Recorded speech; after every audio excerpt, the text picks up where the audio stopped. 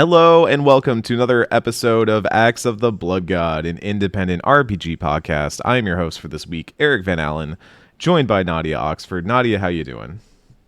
I'm okay, but I'm angry because we were talking about apples and you brought up Red Delicious, and I'm just like, Red Delicious. Ugh, They're, it's awful. ugh, It's red awful, in my Red opinion. awful, Red Red shitty. despicable. Yeah.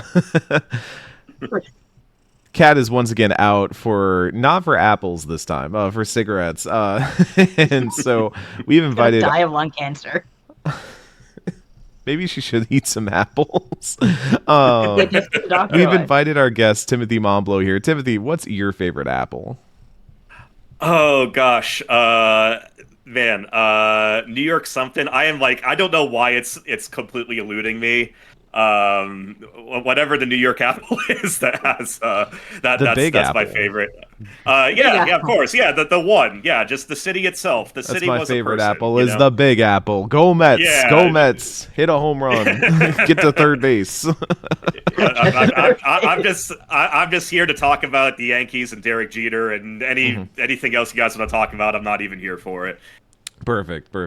Sadly, this is not a baseball episode. We couldn't do that without Cat here.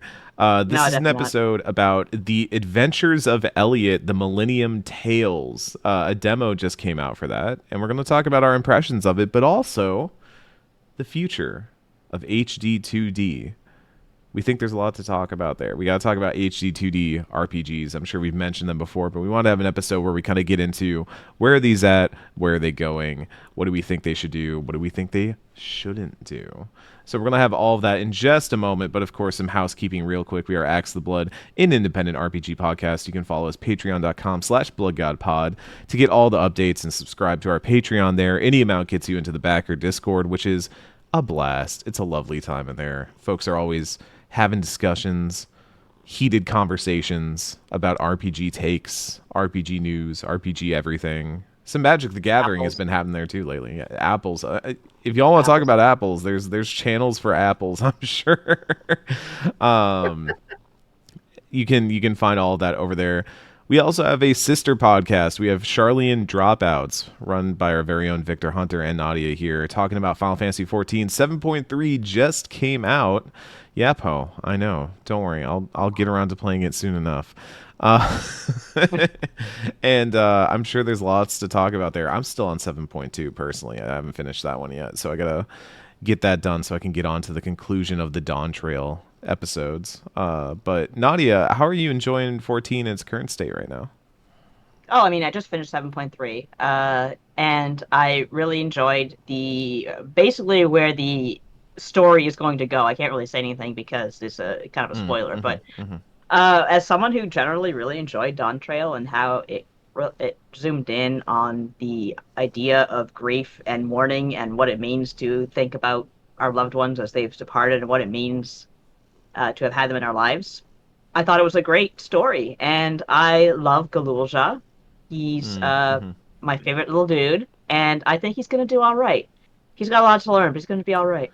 They should give Galulja a switchblade. I always felt like he needs a weapon of some kind. I think him Yes. with a little like switchblade would be kind of sick.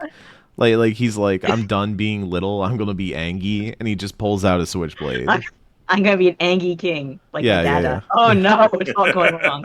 Or like he just kind of like pieces it apart. You know, the ones I'm talking about that you kind of like pull apart the knives. What do you Yeah, call those? They're like hinged or whatever. I'm thinking a the lot about butterflies. knives.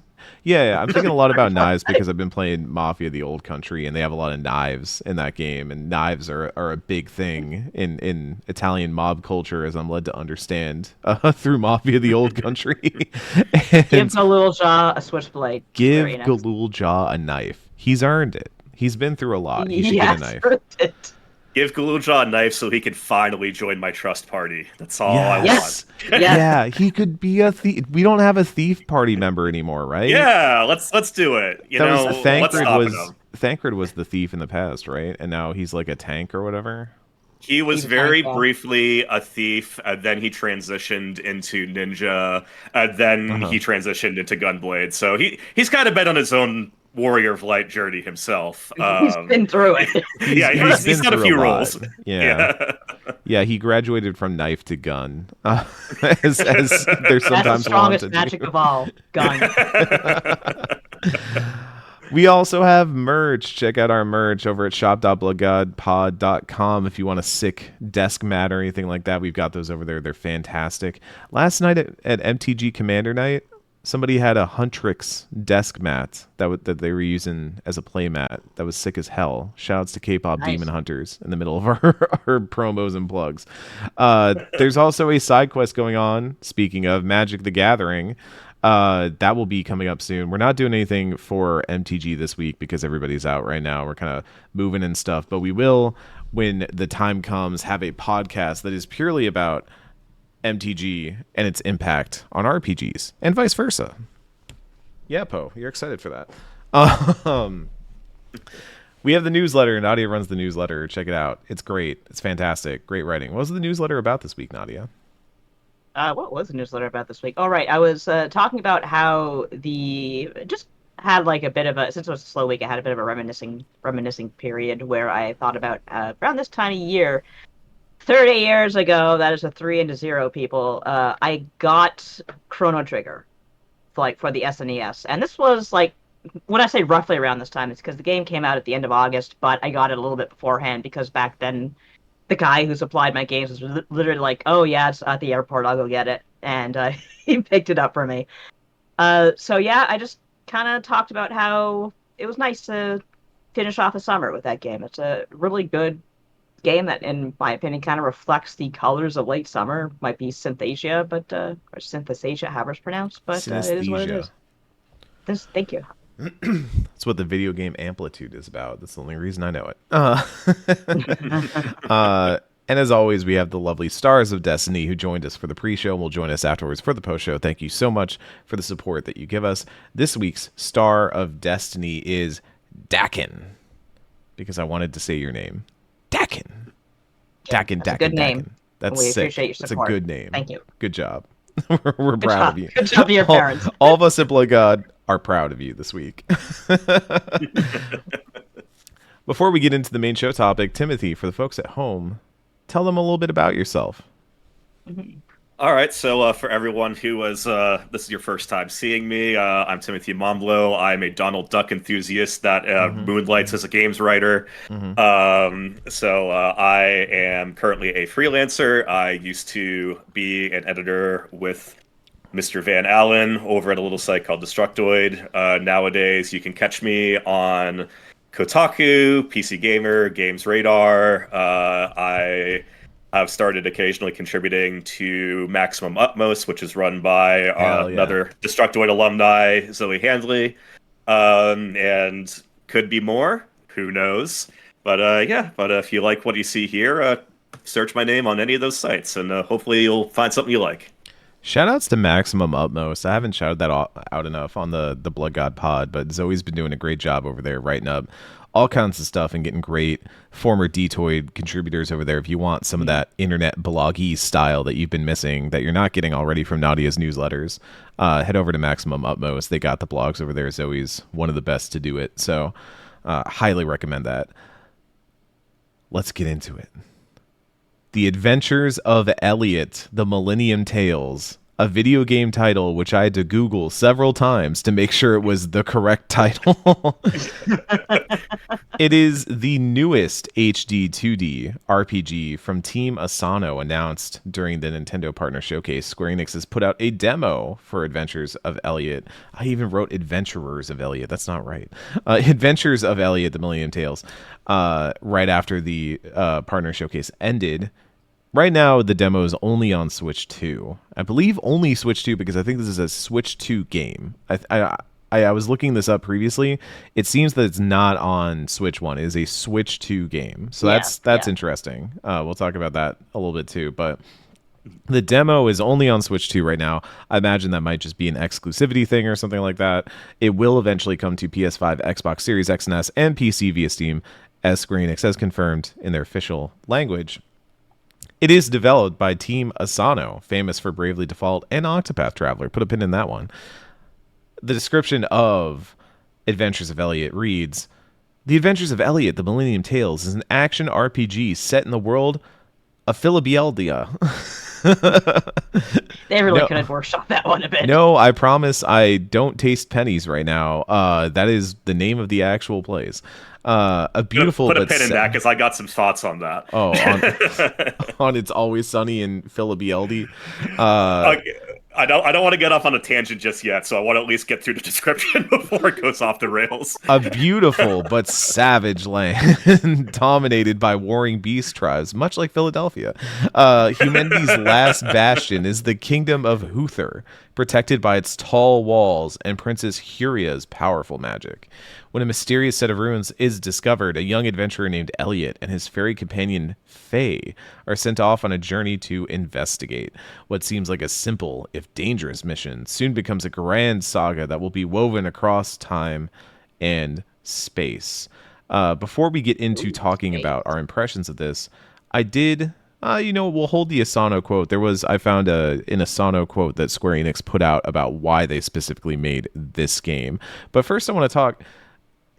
We have all played the demo, I assume. That's why I invited y'all on. If any of y'all didn't play the demo, I was going to get mad at you because I played this last night at like midnight. I was like, I need to play this demo before we do the episode. So I did my homework.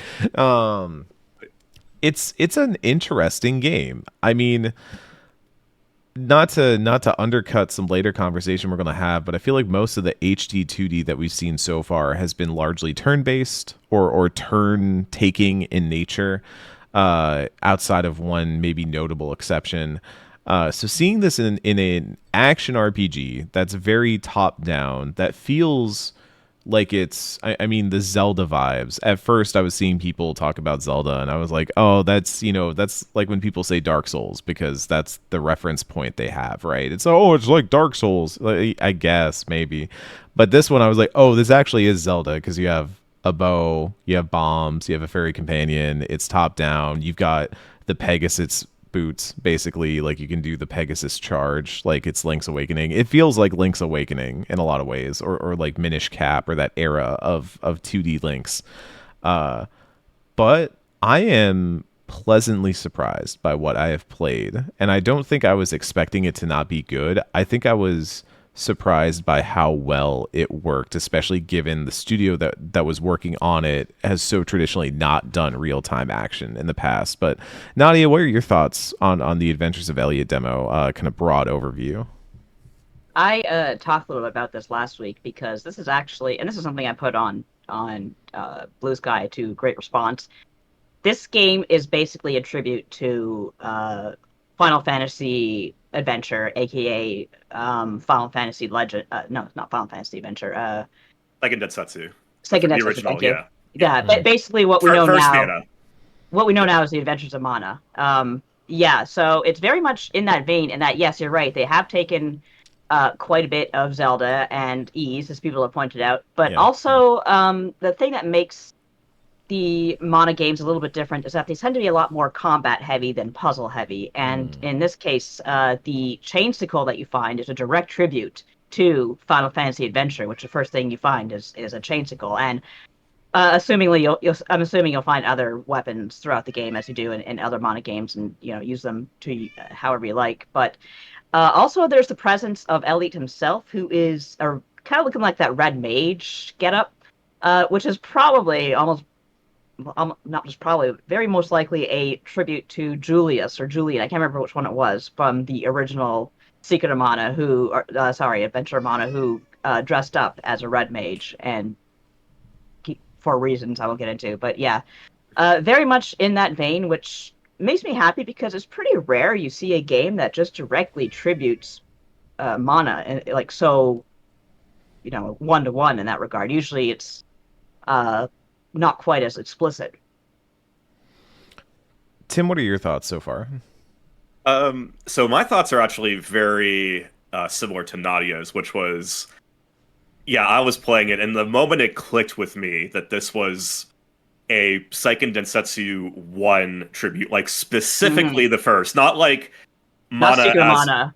not Mana as a series, like specifically the first game, which is a very different beast than like what the series would go on to become, which I found just wildly interesting because Yeah. I find that Square Enix's history, I often find like kind of even like getting into the original Kingdom Hearts, I kind of like feel a little bit of Mana DNA in there, kind of like the real time party based, combat. But yeah, but Seiken Densetsu 1 was really specifically like kind of like a this is the Square Enix version of like the first Zelda. Like it's a very Yeah. specific homage to be making.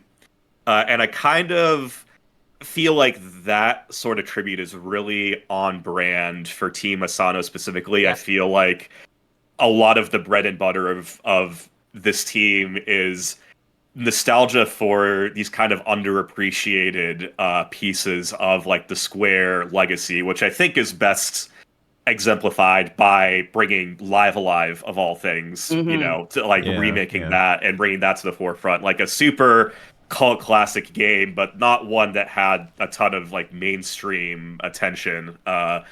So I love that this team is taking these lesser known pieces of Square's history and kind of giving like a fresh coat of paint, like a really loving tribute to those. And yeah, just generally speaking, I really liked the demo.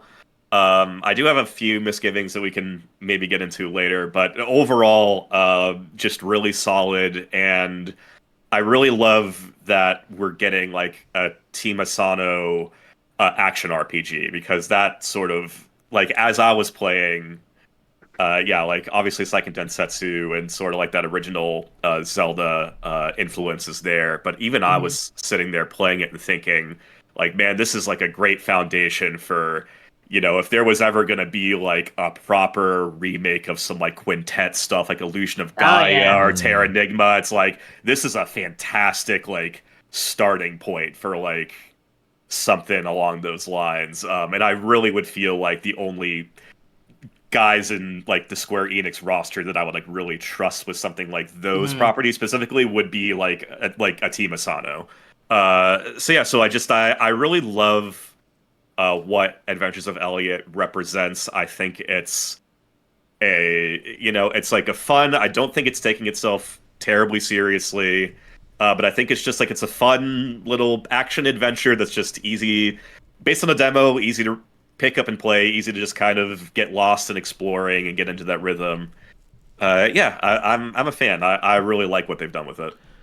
I think as we've been talking here, and as I was thinking about this last night as I was playing this, I definitely felt that feeling of Asano is kind of once again creating something new by going back to the roots of stuff, and not in a way Yeah. that feels like we're just kind of playing the hits, but like there's a real love for the form, for the presentation, for the just way that games felt to play. I think in a lot of ways, an Asano game feels new and also feels old at the same time. Like you could have plucked it out of time, but it has a lot of modern stuff in there. I think of Triangle Strategy, which we'll talk about later, Yeah. which was very much their take on a Fire Emblem or a Final Fantasy Tactics, but had a lot of modern ideas, modern approaches in there, including the fact that you don't really have recruitable characters in the sense that you pick up like randos with basic names and faces like you would in Final Fantasy Tactics. Instead, you have named characters that are important to the story, that is very Fire Emblem, and kind of finding ways to weave those things together very effortlessly, like making it feel like, oh, that feels natural, that's the way it should be, but it's actually a weaving of a lot of different ideas at the same time. And the thought I had during all of this was, this is what I wanted from Tokyo RPG Factory. Like Yes, this is absolutely. what this is what Tokyo RPG Factory should have been. And where Tokyo RPG Factory, maybe cursed by their name, that they're kind of the meat packing plant of an RPG nostalgia. Here we've got kind of I wouldn't say it's, a Michelin star meal or anything like that, but it's that that kind of rustic place you go to where there's a lot of love for the food that's being put on the table, and it's put out and it's very nice, and it's well presented, but it tastes good. It's really hearty. It's really filling. And I think the funny thing is I vary in terms of how much I enjoy each Team Asano game individually. Some of them I really like. Some of them I kind of bounce off of. Some of them have been sitting on my backlog for ages. But I always, when I pick up and play them, I'm impressed by the craft that's shown in them.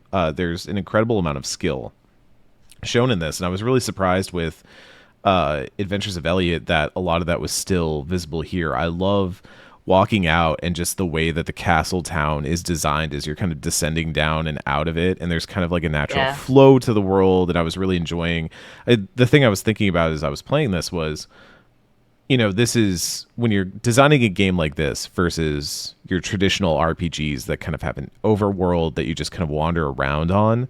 How are they going to think about it differently when you have active things that change how you platform, change how you move? And it turns out the answer is they have thought about it. There's a great verticality in some of these areas. There's interesting kind of depth of field things they do. Even enemies hiding behind cliffs and stuff that can kind of get the jump on you because of the camera perspective. Some really interesting stuff there. And then I love that there are shrines in this game. I love that very clearly there's been some influence from modern Zelda and things like that of, oh, we can have these little pocket dungeons, these little tiny areas where you specifically they use it to highlight the different movement options you have. So you have one that's very much about using the fairy warp to get around and kind of how it changes with elevation. There's very smart use of that there where it teaches you how that mechanic works. So then later when I was in a dungeon, I was trying to solve a puzzle, and I realized there was a way I could have solved it using the boots, or I don't remember what it's actually called. It's the Pegasus boots. But I solved it using warp, and I did something that felt like I was breaking the game a little bit, where instead of doing this big runaround with the boots, I left my fairy friend on a lily pad, hit the switch to raise it up, and then hit warp right away right before it raised up. So I was on the lily pad before it changed elevation, and I was like, I'm a genius. And it's such a cool game in that respect that clearly loves those ideas. And the boss fight, oh my gosh, the boss fight at the end of the demo was a good encounter. Pleasantly surprising. I think in a way that when we talk about Zelda dungeons, we talk about the puzzles a lot. We talk about the specific mechanics a lot. What we don't talk about is a good Zelda dungeon boss, man. Man, a good Zelda dungeon boss hits. You know, get Bongo back in here, man. Get Phantom Ganon. For all the crap that Twilight Princess gets, I love that boss with when you're in the giant cradle thing and you're kind of skipping from wall to wall. In my head, I was picturing that one. It's like the bone dragon, and you're on the spinning top, and you're riding up the side of it. Oh, it's so cool. That was amazing. Like that just felt good. That's one thing that I have sincerely missed in games that I otherwise love, is that I think the new Zeldas don't, and this is not original criticism in any way, but the new Zeldas don't really have great bosses. They kind of just have enemies, and one or two of the fights might be a little bit interesting, but most of the good boss design you'll find in older Zeldas.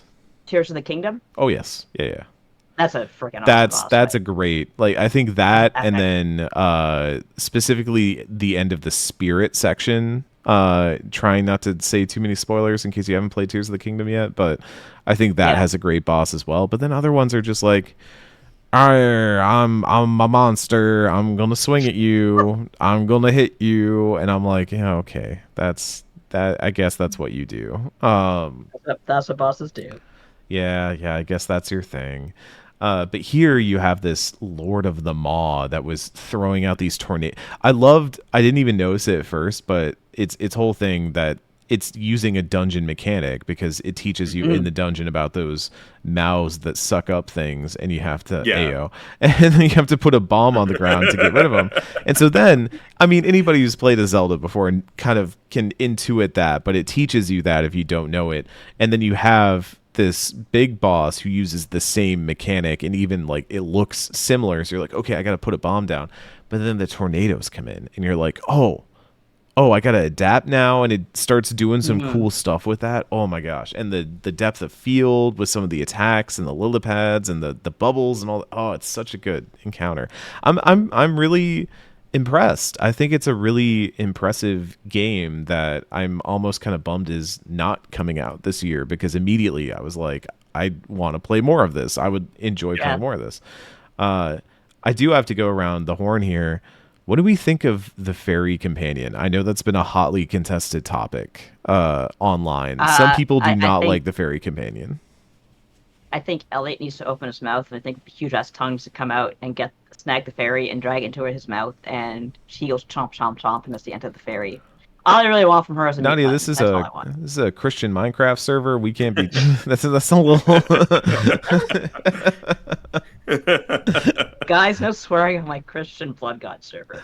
uh, But yeah, I just don't like her voice. She just needs to shut up. Otherwise, I'm fine. Tim, are you a Okay. fan? Are you not a fan? How are And you feeling? it's not better in Japanese. Don't bother changing it. Okay. I'm gonna throw this rant in here now. I promise it's gonna get to the fairy, but We're gonna get very I guys. promise it's gonna I get to your promise we will question. address Yes, the fairy in the room. Follow me on The this fairy in the path, and room. we'll get there. Because I want to say something for all those jokers out there. Okay, I think Philadelphia is a great Earth name. Okay, and Oh, here's it's the good. reason It's why. good. It's Yeah, bad. yeah. And here's the reason why. Because look, we remember the names of worlds of like Zelda is Hyrule, and like we remember Hyrule. like the big ones. But like how many people out here are retaining like where Shining Force took place? Like how many people off the top of their head like can say like where Wild Arms took place? I looked up both of them. Texas. Wild And Arms happened Nadia. in Texas. yeah, okay, yeah. So I had a feeling you might know the Wild Arms one, Yeah. but like I was trying to think of like lots of games take place on like worlds that are just like the name of it is like a nothing thing. And Yeah. the Adventures of Elliot could have easily been like it's Chrono Gaia or it's like it's Elliot Terra, you know, it's like it could have been it could have been anything. But I feel like Philadelphia, it's like you see that world name and you immediately know it's like, okay, the vibe of this is like a fun adventure. I don't Hmm. think this is taking itself that seriously. Like I think it's going for like a fun, friendly fantasy aesthetic, and the fact that everyone can make memes about the world name, I think is delightful. I think it adds to the game. I don't think it takes away. So where this gets to the fairy is that as I was playing the demo, I will say that I'm not the biggest fan of the fairy, but I kind of feel like some of the lines of dialogue, like the one where she's like up is north and down is south. Like it's so it's so stupid, it's so silly Yeah. that it kind of like feels like in and of itself is like a parody of like the usual like Navi companion fairy. Like it kind of feels like it's like okay, like it's kind of like tongue in cheek of like okay, we know that this is kind of like an annoying archetype, Yeah. and I kind of hope that the full game like leans into that, like it does something kind of fun with it, because the really like silly stupid lines of dialogue I genuinely enjoyed. I thought it added to the vibe of just kind of like fun fantasy adventure. You know, this isn't looking so far like something that's gonna like crush you at the end. Like Mhm. I don't know, I like the vibe of it. I could easily see the fairy getting on my nerves in the full game if it's just kind of if it doesn't hit that critical mass of like nice and silly in a way that's endearing and not just kind of annoying.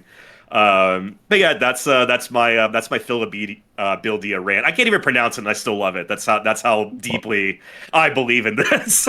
So, well, one thing I will note is that it's a very is Germanic. What I'm looking for, it's very Yeah, or like European. It's very much we named this after the dude that founded it type stuff. yeah, And so it makes sense in that way to be named because a lot of the names, I mean, Huria, a lot of those characters seemed like they were very much based on European monarchy and stuff like that. The way that yeah, when, you know, oftentimes a JRPG specifically does a European styled fantasy, it does lean into that stuff a little bit. I mean, yeah. Alexandria is all right there. So it's I think it makes sense from that angle. A thing I do want to know. First of all, I was surprised. I was expecting more from the fairy, and then when I played the demo, I was like, the fairy's just talking a normal amount. Y'all gotta play some other games, okay? Have you played God of War Ragnarok? I'm sorry, okay? I'm sure it's a very nice game, but that freaking head was yelling at me all the time. Where I was like, I walk into a room and there's a puzzle and I'm looking at the water buckets and I'm like, okay, how do I get the water bucket to go from this one to that one? And the head's like, look over there, brother. You can hit the bucket with your axe and you can throw it from a distance and then you can time it up. And I'm like, dude, I've been in here for like 3 minutes. Can you give me a second to solve the puzzle? And he's like, no, we got to move on. Oh. It's I will take talkative fairy companion who makes a joke about how we're playing an isometric like top-down style game and so up is north. Like I will take that every day of the week and twice on Sunday. You know what I'm saying? Like that's that's every time. I think I go ahead, Nadia, because I'm gonna pivot. Oh, just I've had my share of chatty ass games. I don't know if you remember what Immortal Phoenix Rising or whatever Ubisoft came up with, like that Legend of Zelda Tears of the King not Tears of the Kingdom, Breath of the Wild clone. Yeah, so picture Breath of the Wild and it's beautiful silence and it's beautiful stillness, except there's two gods yammering at each other making stupid jokes the whole time whenever it got quiet. Yeah, so I know from chattiness. I do genuinely think that the decision that we need yappers in as sidekick characters was a mistake. I don't know where it started. I kind of want to blame Batman Arkham Knight. I don't think I have to blame Batman Arkham Knight, but I kind of blame Batman Arkham Knight because that was the one where the Joker is always following you around. And it works in specific games. I think Cyberpunk is very reserved about it. You know, it does have Johnny Silverhand. He does show up, but usually it's only for story scenes where he's going to say something impactful. It's rare that he's kind of showing up while you're just, maybe he's hanging out, maybe he's in your sight line or something like that, but he's not just yapping at you about, V, you need to hack into that terminal over there so we can get that door open, samurai, and stuff like that. I picture Johnny Silverhand being like, you know, he trying to take a piss, and he comes out and says, "Oh, it's the big piss taker. You gotta screw this up like you screwed up that deal with the Arakawa bitch, dumbass." Taking a piss in there or hardly pissing? No, Navi was not the OG because Navi, look, I think Navi has been wrongly accused of crimes. Okay, not all Navi did was say, "Hey, listen." That's it. Yeah. And then Penny Arcade went nuts with it. And that's how you get the people memeing on the internet like, "Oh my god, Navi never shuts up." Nah, she's just like, "Hey, listen." Hey, and listen. that was the original video game tooltip right there. It's like, hey, did you forget how Z targeting works? I'm gonna tell you how Z targeting works if you want to Z target this and ask for help. Like it's fine. Yeah. I think most of the Zelda fairies are not as egregious as people make them out to be. Again, I think back to just about every modern third-person action adventure game that has a companion that just wants to explain to you how the puzzle works. If you're going to yap, you know, Last of Us Part 2, good example of this. For once, I won't just dump on all the prestige action games. Last of Us Part 2 is like, let's do some ambient dialogue and talk about the characters' lives as you're solving the puzzle. That's great. Good job. Good work. But to a previous point, I'm curious. I think there's something going on in the story of this game because Philibielda aside, there's a lot of talk when you get into the end of the dungeon about the Door of Time. And the second that popped up, I was like, oh, what's happening here? What's going on here? It's a weird looking door too. It doesn't look natural to this world. Yeah. It looks strange. And this world feels a little fairy tale-ish in a way that made me suspect. It made me go, I wonder. And even the description of the game says, oh, this is a time-traveling great saga. I think we're going to be doing some Chrono Trigger shenanigans. I think we're going to be doing some time traveling. I think it'd be really fun to see that sort of thing here, and I think it would work with the kind of game they got set up to kind of move through different time periods and see how a world could change. I don't know if they're gonna do. This is me speculating, to be clear. But it would be cool to see. I definitely think there's going to be some cool stuff happening. I am reminded of Terranigma, which started with you opening a strange door and everything going to hell.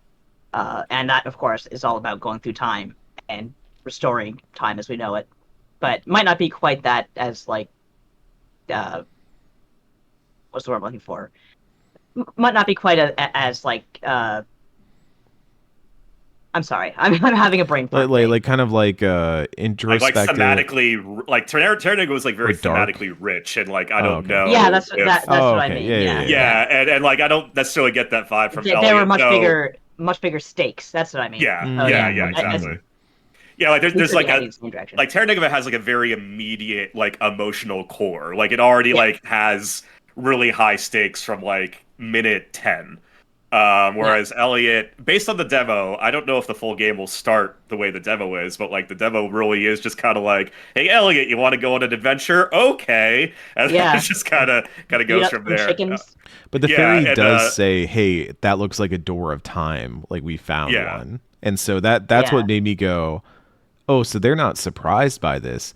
They've been looking for this. That made me go, that was what made me think too, because it's a really abrupt intro in the demo, but it did make me think, it's like, okay, I think we're not getting like a healthy amount of context going into this. So yeah, I do think it's like I said, my vibe so far is like kind of fun, accessible, adventure. Like Elliot's just a guy that loves to go on a good old adventure, and I'm down with that. But I could definitely see it go in a more serious direction too. And I'm along for that ride too. Like I'm definitely extremely curious about totally where it's gonna go in the full product. The thing that makes me think is that, why is he dressed like Julian? Is that just like a one-off? Hey, look at this funny reference, or is there something more to it? Because Julian wasn't a good guy in Nana.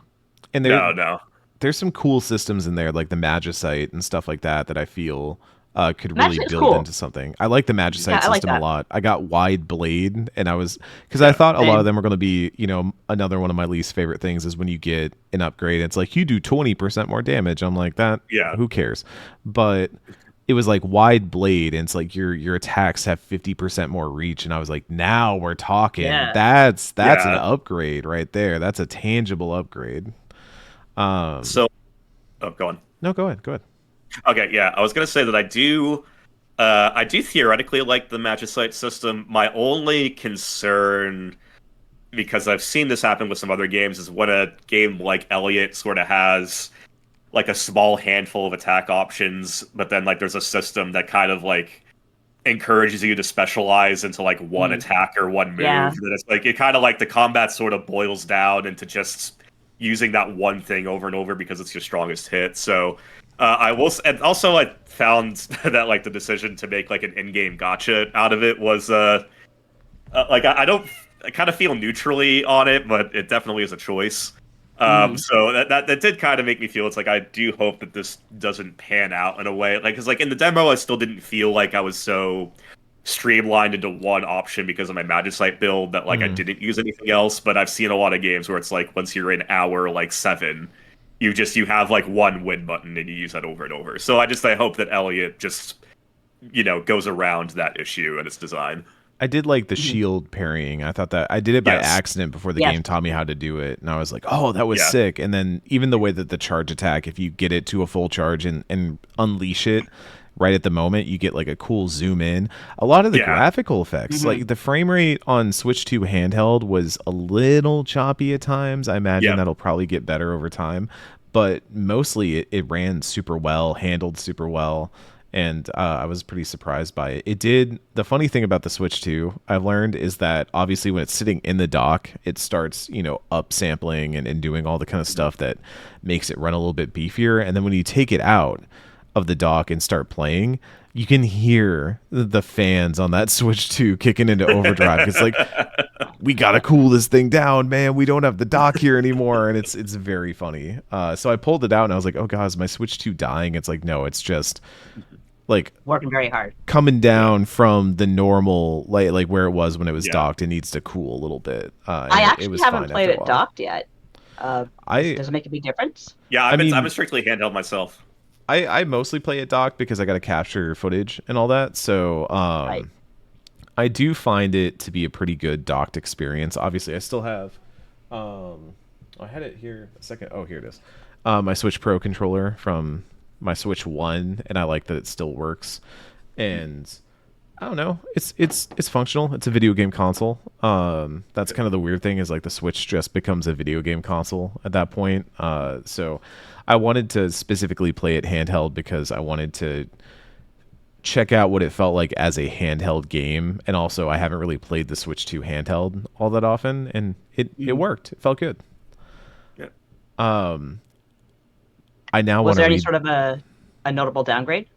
Not really, not that I could tell. At least there probably was, but to my eyes, seemed fine. Gotcha. I would now like to read the Asano quote that was posted alongside the Square Enix blog for this game. He gave a quote saying, "As the HD-2D series has expanded and evolved, we've gradually shifted genres. We started with a classic RPG with Octopath Traveler and went on to do a strategy game with Triangle Strategy.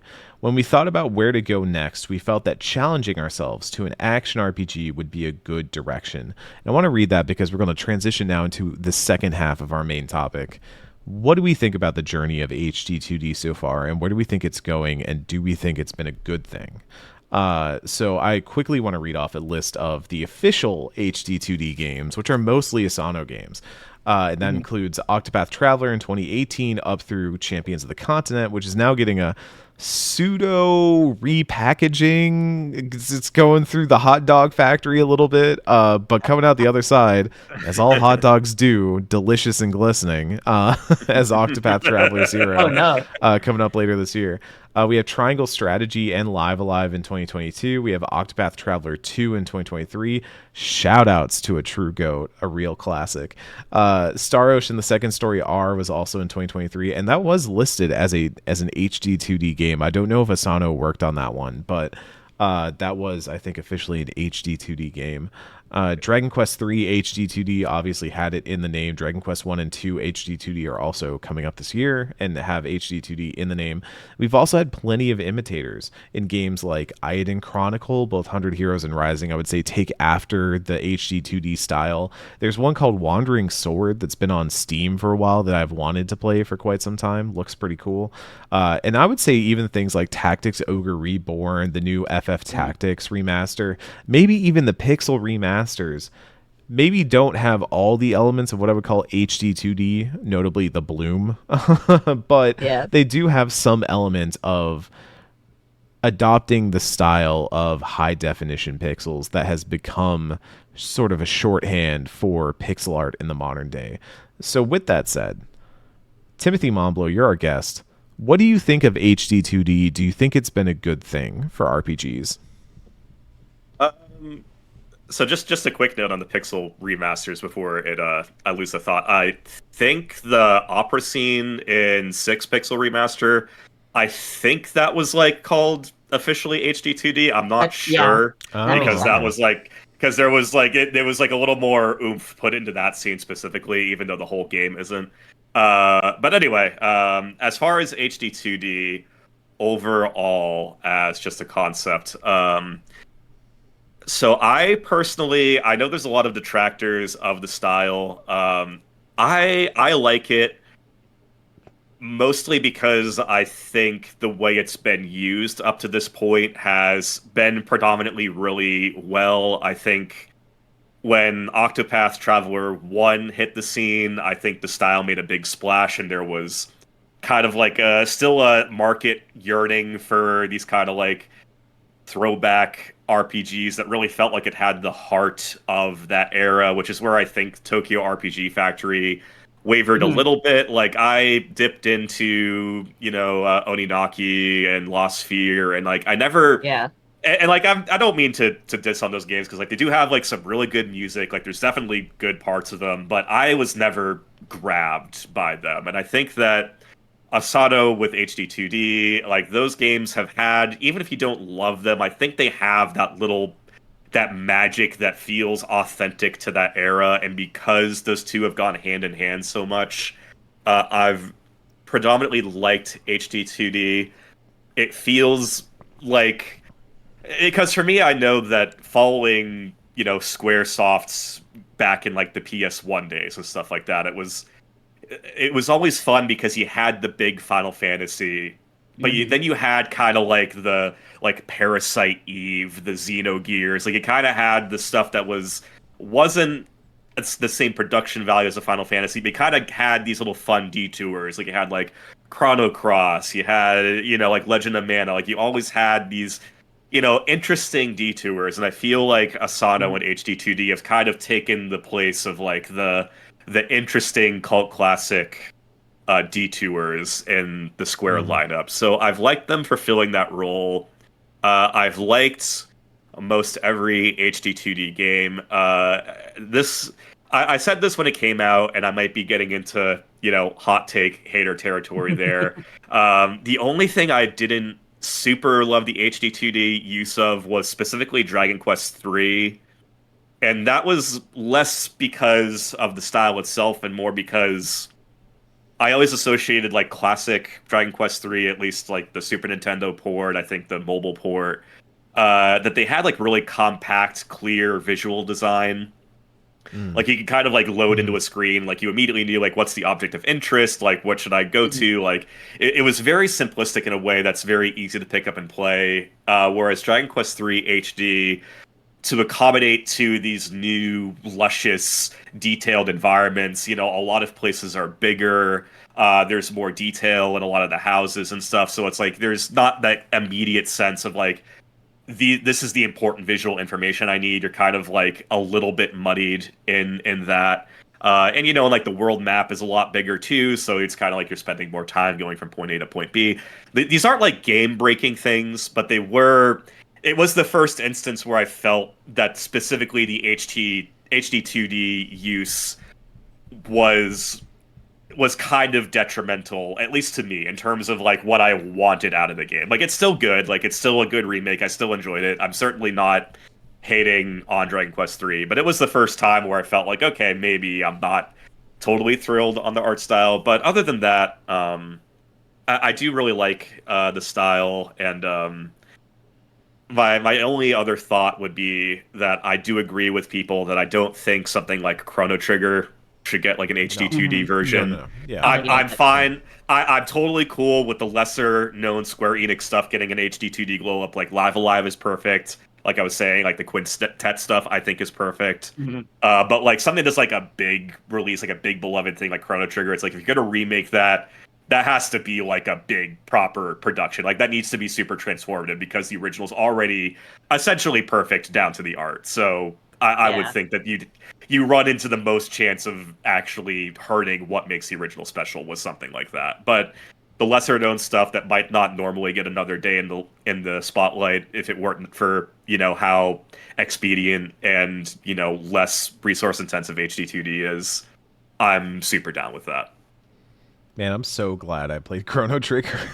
Yeah. I was just in my head, I was like going back to my playthrough and the feeling I had when I saw, because I was thinking there's a few scenes like Luca at the campfire, trying to exactly. That's spoilers. It's perfect. Just start to finish. I don't think you need to do more there, and especially when I start hearing that and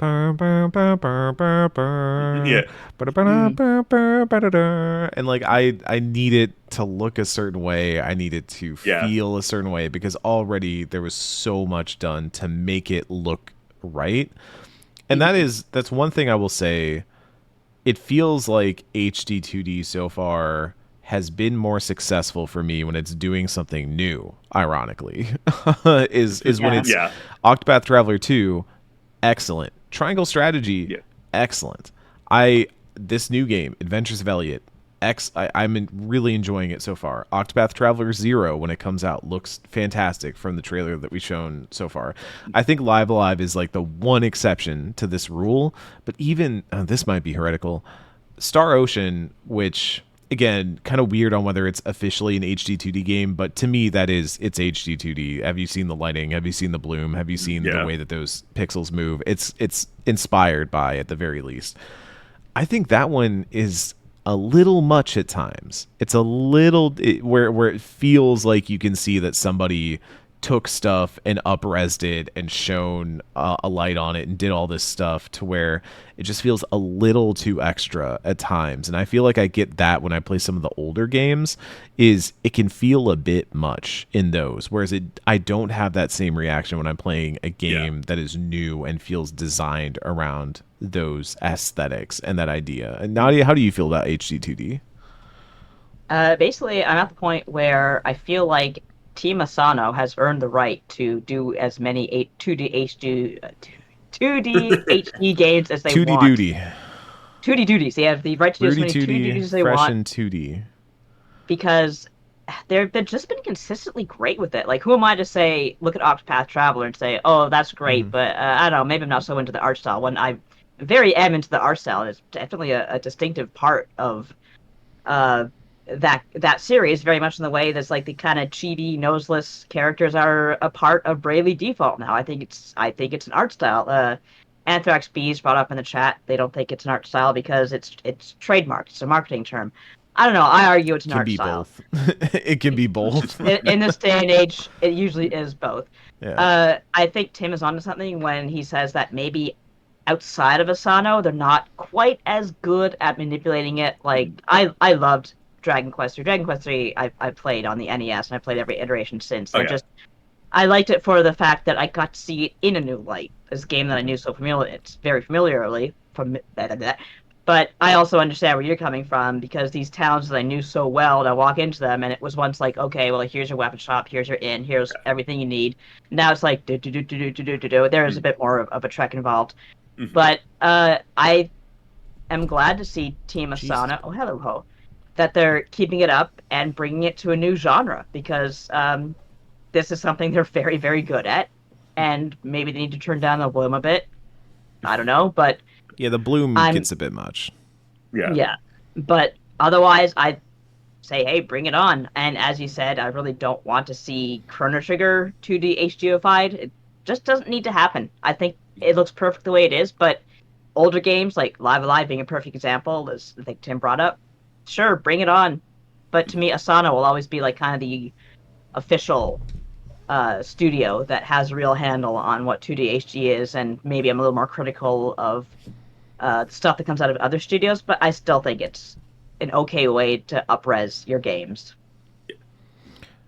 What do we think the future of HD 2D is? Do we think it's more of this? Do we think it also just becomes the way that Square Enix approaches remakes of older games? It feels like this has activated something at Square Enix specifically, like a sleeper has been awoken, the Winter Soldier has arisen, and now suddenly there's more reason for them to dig into their backlog and get out these games that are a little bit more niche, or a little bit maybe never got their Western release, like Live Alive and things like that, to where they could get a fresh coat of paint, and now you've got something that you can put out there as kind of a mid-budget multi-platform title, which seems to be what Square Enix wants nowadays. I don't really fault them for it. I think it's a good idea, but it does seem to be the MO, is especially as we don't have a looming AAA title from Square Enix at the moment, because there's no Final Fantasy on the horizon at the moment.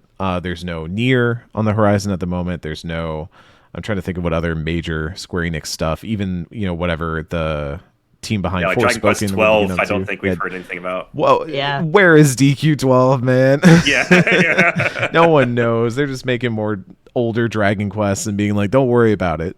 Don't ask questions. It's okay. We announced Dragon Quest 12, but please forget that we did that for a little while.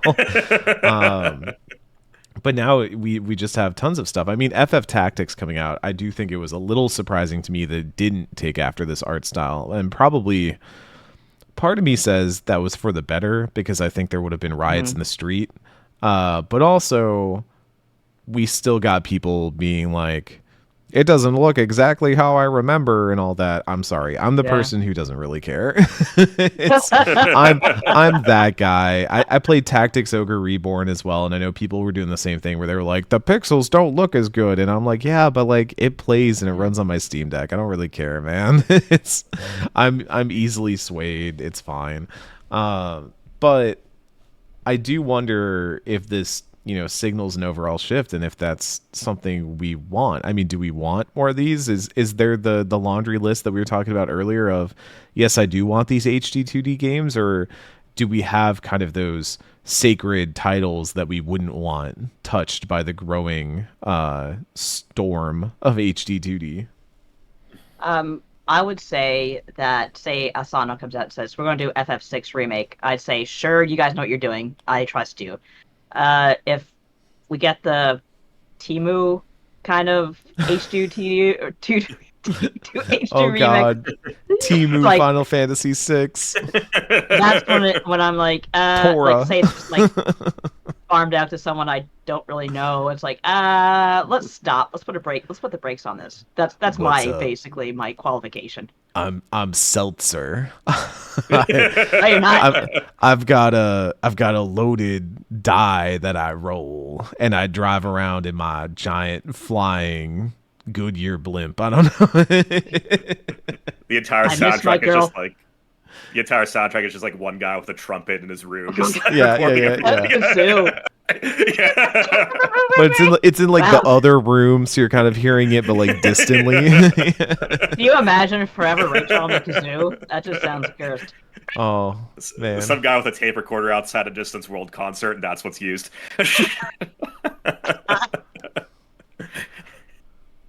That's yeah. Oh no, it's the part where Beefus almost jumps off the cliff. Oh no, not Beefus. Not Beefus. Lork and Oh, no, Stonk work so hard to get you out of Tad's jail. I was trying to think of a good Sid name. Oh no, the floating continental breakfast is falling. It's Watch the out for Denny's Croissant. Grand Slam. All this dramatic music is like everyone's just getting like eggs Yeah, splattered on their there's like a face. pancake falling to earth. Yeah, it's Kefka's Denny's Grand Slam. But just Alright, like for me. slow pan up to a destroyed world, just like Cloudy with a Chance of Meatballs 3. There's like a Krusty the Clown impersonator out there, like, I'm going to give the whole world a balanced breakfast. I tell you what, Square Enix, if you're listening, this is the official pitch for the This is all FF6 free. remake.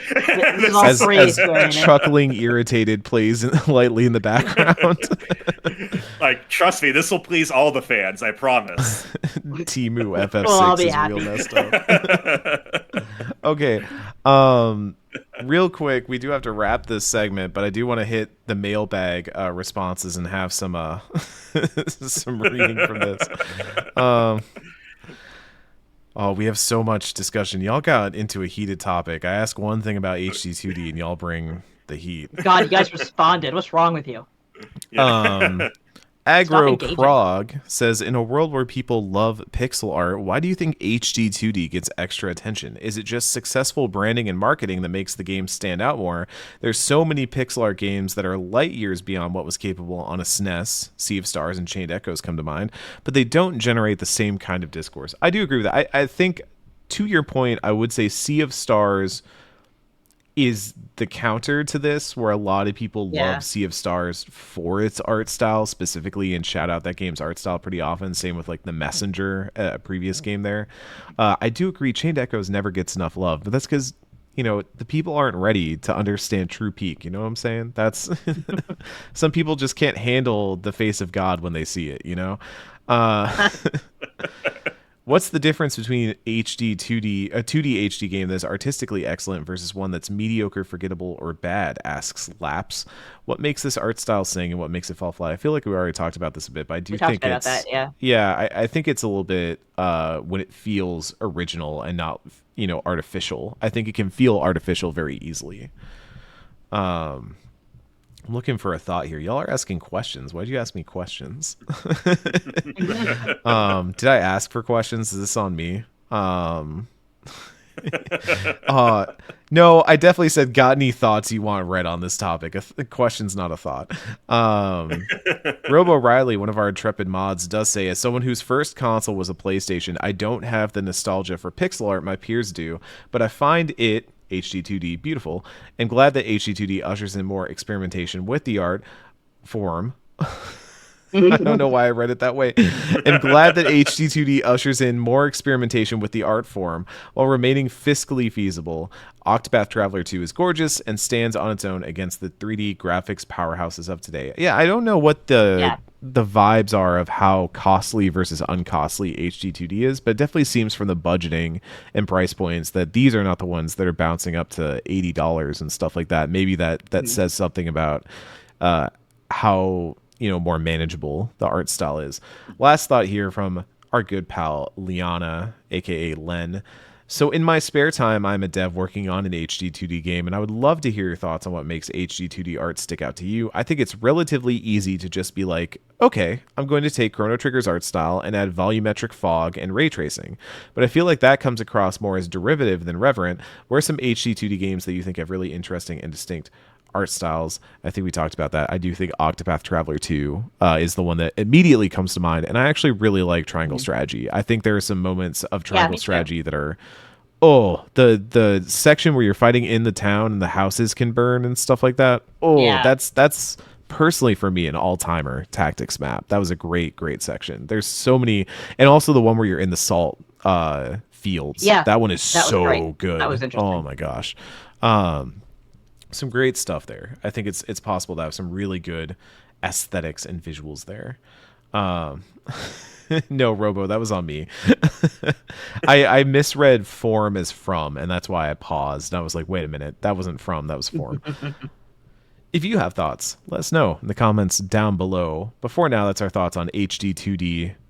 We also had a lot of people ask if we'd want an HD2D Pokemon. I feel like that one comes up a lot, is people are like, go back to HD2D for Pokemon, bring it back to pixel art. I don't know, maybe black and white HD2D would probably be pretty sick. Black and white was really nice. Yeah, I feel that way specifically about Gen 5. I think that would be the coolest that's the way to do it. Every other game, I feel like nothing towards that, like it being like 2D. But also it would just be kind of a sign that the Pokemon company's doing something kind of like interesting with the remake. It isn't just kind of outsourcing it and doing like kind of the bare minimum, which I think is how everyone's feeling after the Gen 4 remakes. So I want to see a good Gen 5 remake. It's my favorite gen. So I really want to believe after Area Zero that Game Freak can make a really good 3D Pokemon, because absolutely. I think they have the capability, and seeing what they did in Area Zero made me go like, that's it. That's what you need to do. Yeah. Make that the full game. Do that. I completely 100% agree with you. It's like Area Zero was like a look into like, okay, when Game Freak can cook, they can achieve like peak with this franchise. Yes. And it's just a matter of like, they're a good developer. Yeah. Like it's just like, give them the time and the space and whatever is necessary to just like have that be the level of like quality and innovation and tone of just like an entire Pokemon game, and that'll be like the new throne, like easily. I will easily give up that. Yeah, I'll easily give up the Gen 5 throne to a game that's just that. Yeah. Just let them cook. Yeah. That's all for our main topic, and now it's time for a series of random encounters. Rod Ferguson has left Blizzard and the Diablo team after 5 years there, helping launch Diablo 4. The infamous closer on other video games has not said where he's going next. Though I do think there was a report this week about a video game that could probably use some help. Pokemon TCG Pocket finally replaces its Ho-Oh and Lugia art after all the plagiarism drama. That was quite a time. We'd love to see that. Genshin Impact is ending support for PlayStation 4, citing limitations related to hardware performance and platform application size. Curious. Ooh. Interesting. Nintendo held a survey asking how users felt about game keycards. It was closed soon after the word got out. And Larian Studios celebrated Baldur's Gate 3's second anniversary by letting us know that there have been 265 million downloads of the Withers Big Naturals mod. Shout outs to Withers Big Naturals. We're rolling into the tavern. Let's talk about what games we've been playing. We haven't talked about a lot of recent games lately, and I realize that's because I haven't been playing a lot of new games recently. So I want to toss it to Tim here, who has played a new video game. I believe it's called Ninja Gaiden Ragebound. Ooh, yeah. Oh yeah. If we want to talk about good pixel art and non HD-2D games, then oh boy, do you gotta take a look at Ninja Gaiden Ragebound, because that is some absolutely gorgeous pixel art from the team responsible for the Blasphemous games. And yeah, Ninja Gaiden Ragebound, just a quality game. I'll say this: I know this is generally an RPG podcast. I think for me, I like my RPGs to be RPGs, and if it's not an RPG, I prefer it to not be an RPG. Ninja Gaiden Ragebound is just a tight side-scrolling action game that doesn't even try to be an RPG, doesn't even try to be a Metroidvania. It has secrets, it has, things to go out of your way and discover. It has a couple levels that are not linear, but beyond that, it is just an adrenaline-filled thrill ride from start to finish. I basically was in a pretty continuous flow state from hitting start to reaching credits. Not everything about the game's perfect. I did feel like it ends like an act too early, not because it's too short, but because the progression of the story, I just felt like the final boss just kind of appears. I was expecting a little bit more of a build up to it. But other than that, just a really, really solid game. We got this that just came out. Shinobi is coming out this month too. That's looking pretty good. So yeah, I think just it's for the ninja side-scrolling enthusiasts. It is a good time to be into video games. So I'll give myself a little plug. If you want to hear more about my thoughts on Ninja Gaiden Ragebound, I did a full review for it on Kotaku. So if you want to hear my detailed thoughts on that, you can head over there, search that up. I think that still might be on their front page, but if not, it's there. But yeah, that's if you want a new good video game, I think that's like $25, and definitely worth it. I'll say that. I really enjoyed it. People have been loving this game.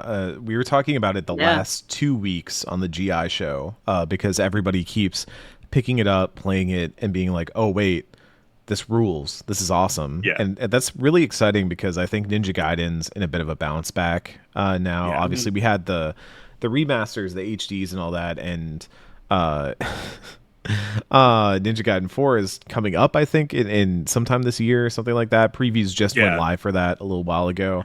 I'm excited for Ragebound, though, because I feel whenever this happens, where new game is coming out and there's kind of another studio or another team that works on a throwback 2D game, I always end up liking the throwback 2D game more. I liked Item Chronicles Rising more than I liked 100 Heroes. I liked Bloodstained Curse of the Moon more than I liked Ritual of the Night.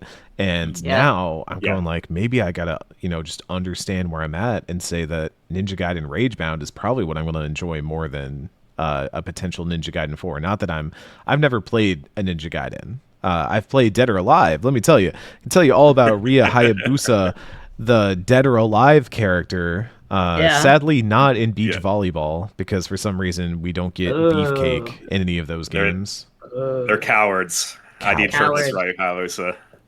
I will say the DOA guys, they're not like the... they're a bit of a swarthy bunch. You know what I'm saying? Yeah.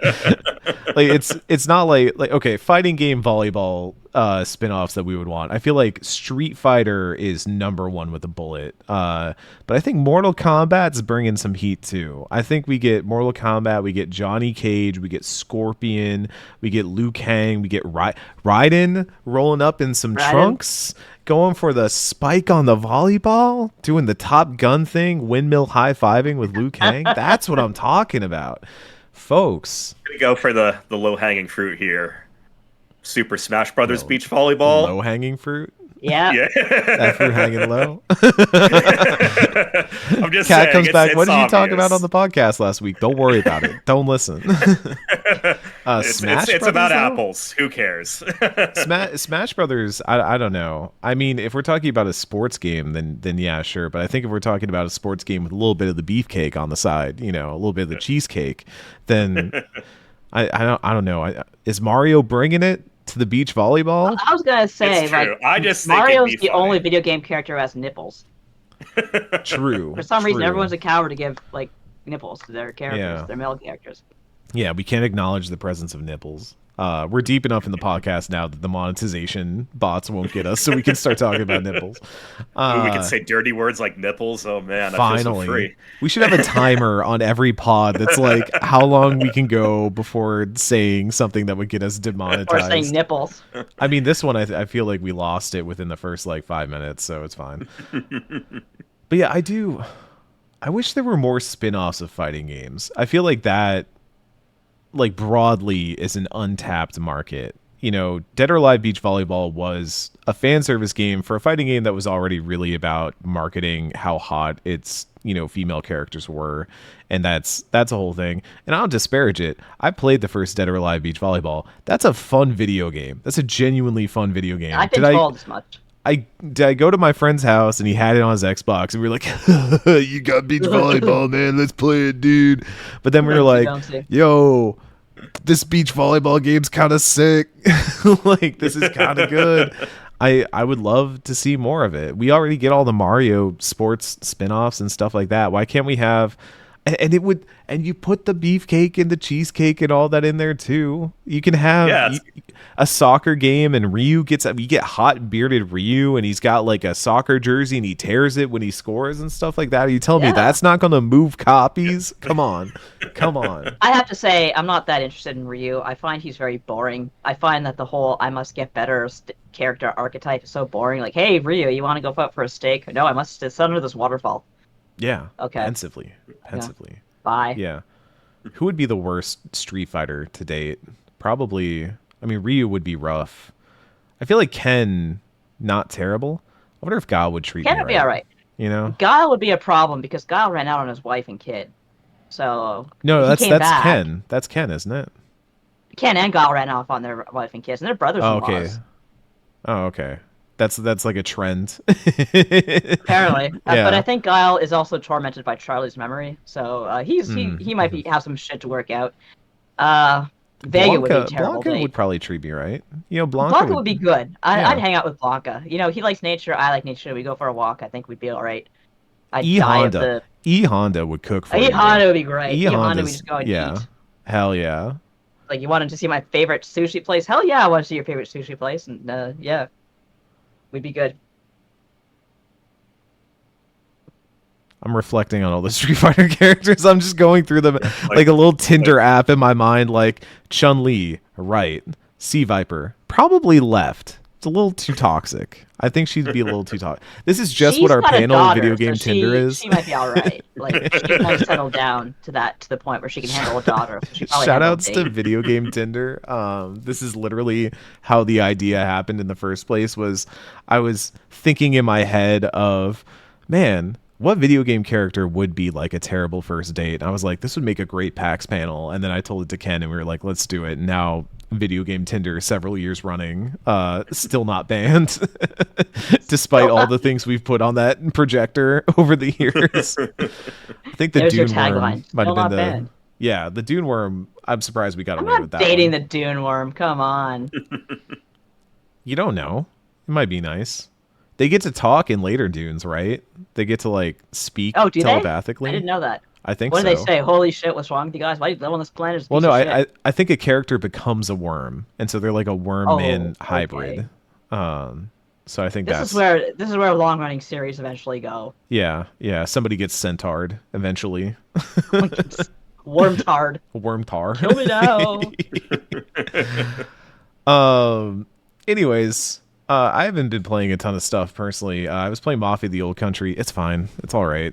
I do want to shout out He Is Coming, which is a little roguelike style game that I think listeners of this pod might enjoy. I've been kind of bouncing around the roguelike games looking for something that's going to capture my attention because I'm just waiting for Slay the Spire 2 to come out.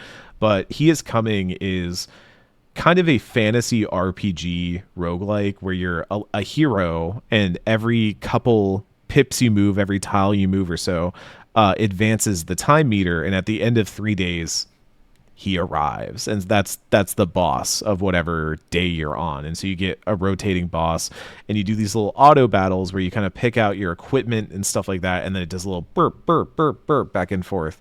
It's very Sounds like simple. Loop Hero. Oh yeah, if you've played Loop Hero, then you kind of know what some of the mechanics are. The big thing is that you have an overworld map, and there's kind of different. There's a lot of knowledge involved. So knowing like, okay, I want to go get a watchtower so I can kind of see what all of the stuff around me is, or find a fortune teller who will tell me where certain stuff is nearby. So that way, say I pick up 2 of the same item, then I can take it to a guy who will smash them together and turn it into a better version of that item, save me the inventory slots, give me a better item, all that kind of stuff. It's interesting. I don't know that I would say it's doing anything that feels remarkably fresh outside of the aesthetics of the game, which it is a very pretty game. It's got that sort of lo-fi pixel art look that just really works. It feels like it's coming off of an MS-DOS. It's not quite as detailed as something like World of Horror, but it has kind of that same interface fantasy vibe as you would get from like an Ultima or something like that. And so I think mostly if you play it, you're doing it for the aesthetic and kind of the vibes of it. But it's a good little time waster. I've enjoyed it. I also played Merge Maestro, which is another one of those big deck building roguelike type games that's out right now, and that one is literally just what if threes, I think is what it's called, where you slide things together to combine them. Yeah. What if that was a deck builder? And that kind of works. It's very good. I find it interesting, but there's just so many of them nowadays. I'm waiting for one to really grab me the way that Balatro or Into the Breach or again Slay the Spire did. I find myself just going back to different ones and kind of hoping that this will be the one they'll stick this time. I did like Nine Kings quite a bit. That was a good one, but we've got so many of them nowadays. I don't know. Are either of you like roguelike players at all? Yeah, it's easy to get fatigue on roguelikes and deck builders specifically. I mean, I love them too. I fell down a huge Slay the Spire rabbit hole last year. It was so good. I can't believe I missed this the first time around. But yeah, and then after that, I kind of like binged other card games, and I kind of realized like, okay, I need to like not do these like back to back to back because it just you kind of get your brain gets numb doing them like that. Yeah, pretty much. Yeah, but I do love the genre though. It's something that I'm always interested in seeing new stuff in. Yeah, I think Slay the Spire is the one that continues to stay. I mean, it's the one that's been imitated the most too. You see a lot of games use that same form factor, that same style, and it almost makes me worried about Slay the Spire 2. Are they going to be able to do something that feels fresh enough, interesting enough that it doesn't feel like kind of just an expansion pack for Slay the Spire? Which even at that, I would still probably put another 100 hours into it. But yeah, exactly. Yeah. I think the interesting thing with Slay the Spire, at least in my observation, I don't know if anyone else can relate to this, but it was the first time that I saw like really casual audiences, like even within like my own family, like my dad picked up Slay the Spire, which like which like astounded me. It's like this is like a dude that on it too, yeah, it's like this is a dude that generally doesn't play anything like past like 1998, and he just like got super into Slay the Spire. So I felt like there's something about it. It's just one of those games that seems to have kind of like the crossover appeal. So yeah, I do think that puts a kind of a high mark on Slay the Spire too, because like does it need to be like this next transcendent version of this genre, or is it just like another dose of Slay the Spire, which is fine and could be like all it needs to be? But yeah, but it has me curious in much the same way, Eric. Yeah, I weirdly enough, my thing lately has not been playing any games or anything like that. I've been watching a lot of movies recently. I've been in like a movie watching mood, and it's like a bit of a weird one for me, but I found out that because I have YouTube Premium, because I hate ads, I just can't deal with I'm thinking YouTube of getting ads. that. It's just too ridiculous now. It's rough. and that is the one thing I watch enough YouTube that I would pay for it. And so I was looking on there the other day, and because I have brain worms, I keep getting those clips recommended to me. That's like, here's a 5-minute clip from a movie. You should watch this. And I'm like, oh, Yeah, well, I I don't get want to those all watch the the time. whole movie right now, but I'll watch the 5-minute clip. And so I was watching those for a while. And then it started just recommending me the movie on YouTube. And I was like, what do you mean My Cousin Vinny is on YouTube? And it's like, yeah, if you have the sub, you can just watch it. And so I rewatched My Cousin Vinny. Let me tell you, that movie, still a banger. Oh, Still an it's absolute good. banger. Everything that guy says is bullshit. I showed someone My Cousin Vinny, like that was like their first time watching it this year, and yeah, it was like, okay, this is like an amazing movie. Yeah, my husband showed it to me for the first time, and I was just dying the whole time. Delightful Oh yeah, movie. Marissa absolutely. Tomei, maybe the most gorgeous person to ever grace the silver screen in that movie. That was exactly my thought as well after watching My Cousin Vinny. Everyone watching that movie walks out there is like, holy crap. But I watched was it was a Michael Mann movie, because I'm not a huge Michael Mann person. I just haven't seen a lot of his films, but I think I watched Thief with James Caan in it, and that was a good one. That was a really good one. I've just been going through there and being like, there's a lot of old movies that I just have never seen that I would probably enjoy that are on here. And a lot of the modern streaming services are so focused on their series and new stuff, or like new movies. HBO is always like, we've got the new movies, we've got Sinners, and I love Sinners. Sinners is a great film, but I'm trying to watch some old stuff. There's a lot of movies that came out before, I showed up at the party, and I'd like to see some of those, and it's been a really good resource for that, short of getting like a Criterion sub or something like that. So. Yeah, I've heard from some parents that what they do is they show their kids older movies now instead of like Cocomelon and all that weird ass shit that's just like absolutely rotting your brain. I mean, I grew up in the era of Baby Einstein, and even then I knew that like that's horseshit. That's not gonna do anything for kids, and I was right. But it's like that now, except 5 times worse, because everything's so much more accessible and AI engorged. So yeah, I can see the value of just kind of putting your kid in front of like an old cartoon and saying, "Here, watch Tom destroy Jerry" or something, or maybe not that cartoon, but like something more like the old Disney, the old Lion King, the first Lion King. I want to shout this out in the chat, because I think this is an important teachable moment for everyone who has stuck with us in the pod for this long. Anthrax B's in the chat saying, I feel so uncultured whenever people talk about movies. There's so fucking many old good ones. I've barely seen any of them. I understand. I completely understand. I grew up watching a lot of old classic movies. I saw The Godfather Part 1 when I was much too young to have seen that movie. My parents made sure. My parents made sure I saw a lot of the classics, and still there are many that I have not seen. The only Hitchcock I think I've seen is Psycho. I don't think I've seen Rope, Vertigo, any of the other ones. I know the scenes from Vertigo because they get referenced in a million things, but I don't think I've ever seen Vertigo. I haven't seen a lot of Kurosawa. I'd like to see more Kurosawa. But here's the thing. I learned this while we were doing the replay of Chrono Trigger and FF6, which will one day end. I think that it's good because, like I said before, everybody shows up to the party and there's a lot of stuff that happens before you got there. And it is on you to learn what happened. I do think it should also be on the education system, but we're kind of in a situation in America right now where we're all kind of fucked. And so we can't rely on that. We're probably like 5 years away from just like reading books in class being completely done away with, which is like, that made the pit of my stomach drop out, but I also feel like it's probably true.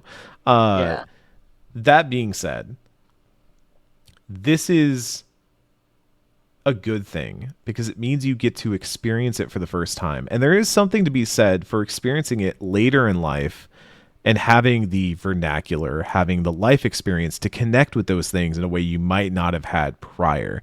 To where if you're aware that you have missed this stuff and want to engage with it and actively engage with it, you might gain more out of it than if you had been forced to watch it when you were like 10 years old, right? Because there are movies that I didn't like when I was 10 years old that later I watched and I was like, oh, this rips. This is really good. This is Yeah. fascinating. Or I'm understanding it in a new light. And there are movies that probably if you had when I saw them when I was younger, I was like, this movie rips. I watch them later. I'm like, this movie sucks. It's you get a really good moment. Everybody like not everybody has a complete knowledge of art and culture and stuff like that because it's not like you hit a bar and it's like good, you have fully consumed art and culture. It's a path for everybody. And that is what I have tried to embrace over the years is I'm always finding new stuff. Tonight probably I'm going to watch just a movie. It might be like a classic, Turner classic movie, a Criterion or something, or it might just be some hot garbage. I learned about The Great Wall recently, which is apparently a movie where Matt Damon, Pedro Pascal, and Willem Dafoe defend the Great Wall of China from alien invaders, like actual That like sounds so aliens. stupid. And they I do love stuff that. where they like attach themselves to the wall and then like bungee jump off and start fighting on the side of the wall like it's Attack on Titan. And I'm like, that sounds great. That sounds like a wonderful use of my time. And so It embrace does it. actually sound pretty Embrace great. living. Embrace the culture of it all. Never feel like you need to be ashamed of what you have or haven't watched because to engage and to engage thoughtfully is the important part, not what you engage with. End of speech. So, I want to actually build off of that just a little bit because one thing that's occurred to me, especially after experiencing things and replaying things as I've gone through life, is like you haven't. It's not like the experience of any form of media is like going from start to finish. Like the experience is like the interior journey you have from that start to finish, and yes. that is different at different points of your life. Like for me, I mentioned earlier in this podcast Terranigma a few times. Mm-hmm.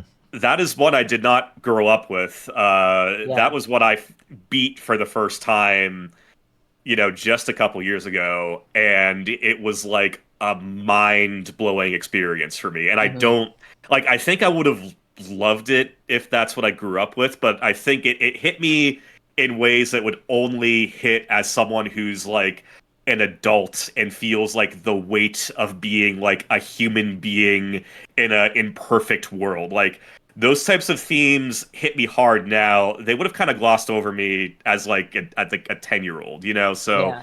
yeah, so I would absolutely say, yeah, like sometimes going back and reliving old things, it's like even if it's something you've experienced before, like it can be a completely transformative experience just because you as a person are different than you were 10 years ago. Mm-hmm. Mm-hmm. Uh, yeah, it's I had another thought about that, but it just left my mind. But that's the gist of it. Yeah. Yeah. Never feel ashamed. I did have, okay, hold on. I am going to shame a little bit. I had a roommate in college who said he didn't like music.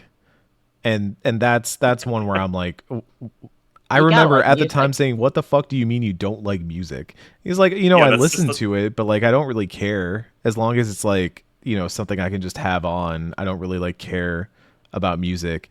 And I was like, that to me is insane. That to me is That's like missing a worrisome sense. in some ways. yeah, it's Yeah, like Yeah. yeah. fundamental experience of Can being you taste human things? is yeah. Yeah. Like that's yeah, like I'm trying to be really nice, but that was like if I woke up the next morning and there was like a dead squirrel in the yard, I would start getting really concerned. Yeah. Okay, on that note, Nadia, take us home. Well, since we've all talked about the value of media, I'm going to pivot a little bit and talk about the exact opposite because it was really funny. The When I was devalue of in, media. well, here's what happened. Like, when you grow up with boomer teachers and they all have the VCR they wheel in because they don't want to teach, Yeah. they're going to show you the same movie and say, oh, it's for whatever subject you're taking. It's always going to be Casablanca. And at one Oh. point, my English teacher, grade 11, wheeled in Casablanca, and she heard me say too loudly, "Oh, I hate this stupid movie. It's I hate this stupid movie, Casablanca? I mean, that's a okay, Casablanca." here's the thing. I love Casablanca. I didn't see it until college, but I did really like it when I watched it. I do think Yeah. it holds up.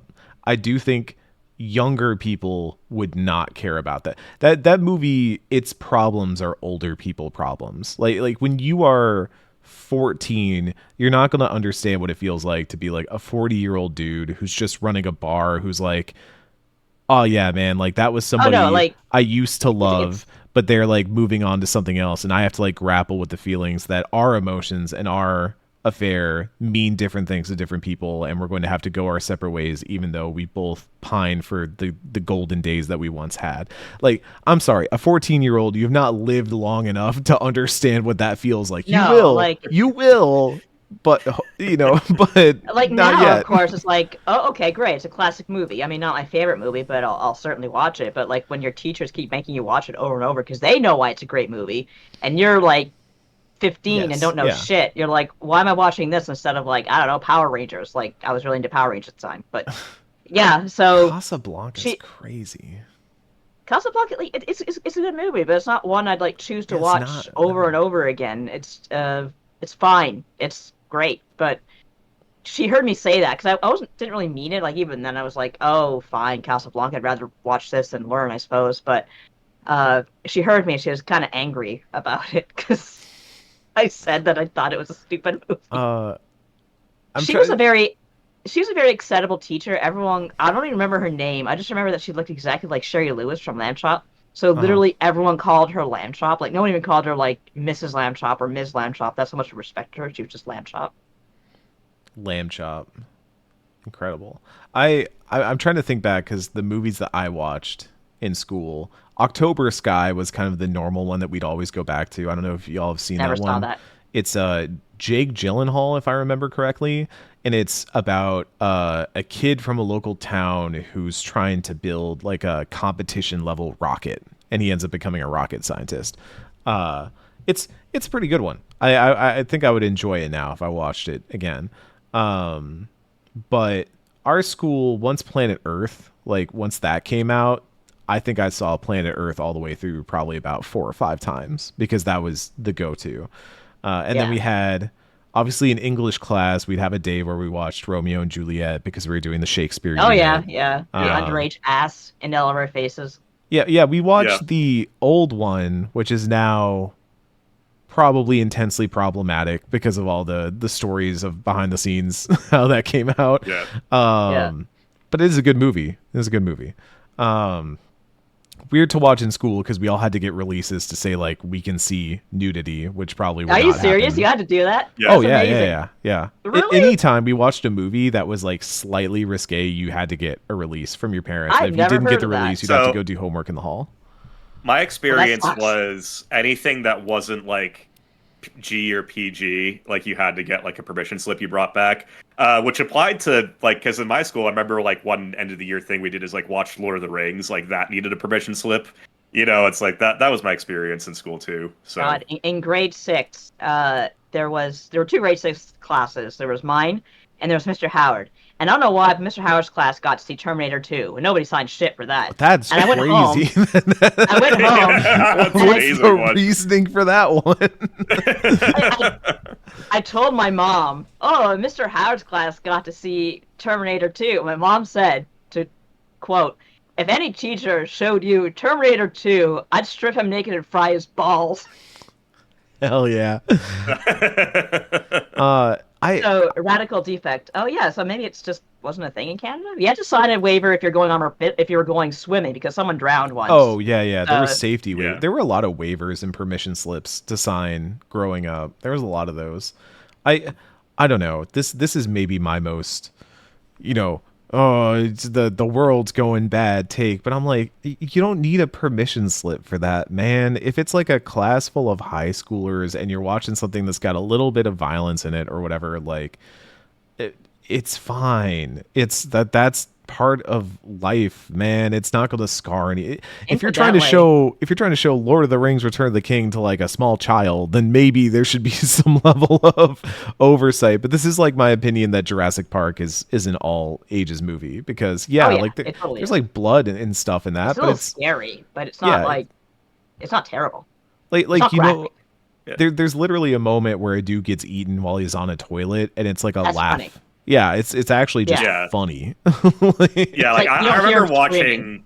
I remember watching Jurassic Park as a kid and being perfectly okay with it, but I don't Yeah. know. I'll tell you what's a scary ass movie for PG is Poltergeist. That one scarred me when I was a Oh little yeah. kid. Well, that was that before PG-13 existed? That was the PG movie. Because Yeah. I remember, I think Red Dawn was one of the shifting points of PG. Also, Red Dawn, fantastic movie. Love that movie. Never seen it. I need to. I Ooh, need to watch it. watch the original. Do not make the mistake of watching the new one. I've seen a scene from the new one, and it's laughably bad. Oh, But okay. the original with Swayze and everybody in there, oh, that's a pretty up there movie for me, honestly. I don't think it's breaching the top 20 or anything like that, but I think if I was gonna list, like, I call that a Saturday afternoon movie. You know, you're cleaning the house and you want to put something on the TV, put on Red Dawn. It's gonna be a So good when time. your class saw Romeo and Juliet, was it like my class where everyone just erupted when they saw the ass? Like everyone just Oh lost their yeah, fucking mind. yeah, of So, course, so, yeah. so funny story. So I had seen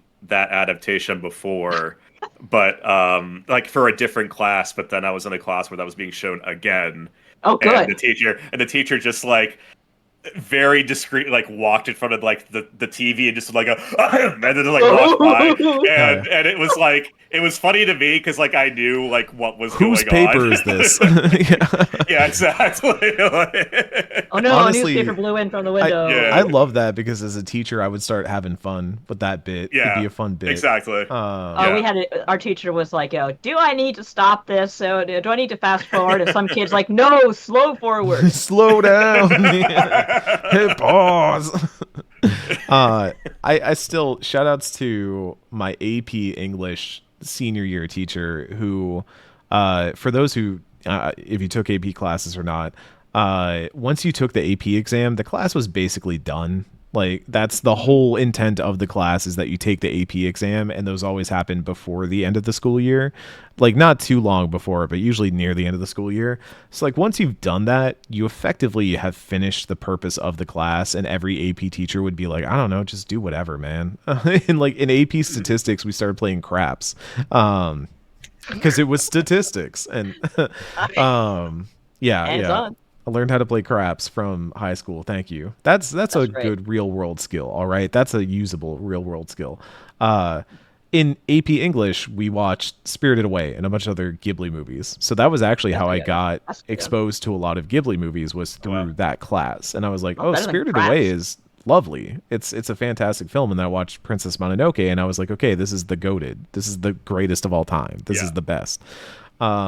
So that's shout outs to those teachers who put in that effort and have that little moment. Yeah. That's going to do it for this week of Axe the Blood God. An incredible week once again. Don't tell Kat about what we talked about. Before we go, Tim, one more time, where can the folks at home find you and all the wonderful things you do on the internet? Right now, the best way to follow me or anything I do is on Blue Sky. I am Tim Momblo on Blue Sky. Like I said at the top of the show, I freelance on Kotaku, PC Gamer, Games Radar. These days, doing most of my stuff on Kotaku, so might have some good stuff coming in the future. We'll see what happens. But yeah, if you want to keep up with everything that I'm doing, then those are spots to check out. Heck yeah. And as always, you can find us on the Bisky as well. We're Blood God Pod. We're on patreon.com/Blood God Pod. You find Nadia Oxford. Cat is the cat bot. I'm C Moosey. You can look for us there. Tune into all our stuff. Follow Game Informer. I'm over at Game Informer now if you missed the news. Surprise. Yay. That's, yeah. Side note. Sub to Game Informer if you got the cash for it. The magazines are really good. I've got my Borderlands copy right over there. You'll actually... I don't think my writing will be in the next issue that comes out, which will be Bloodlines 2. I think my first writing will be in the issue after, which has not been announced yet. But I do know that I will have some words in that one and maybe more words in future ones. Who's to say? So keep an eye out for that. But also I've been doing a bunch of video stuff because ostensibly my job is video editor. So I've been doing a lot of video work over there. You can see me on the GI show and new gameplay today, which I recommend watching. For all of that, for all of us here at Blood God Pod, for Victor in the edit bay, for Kat off on cigarettes, for Nadia, Tim, and myself, thank you so much for tuning in. We'll see you next time on Axe of the Blood God. Take care, all.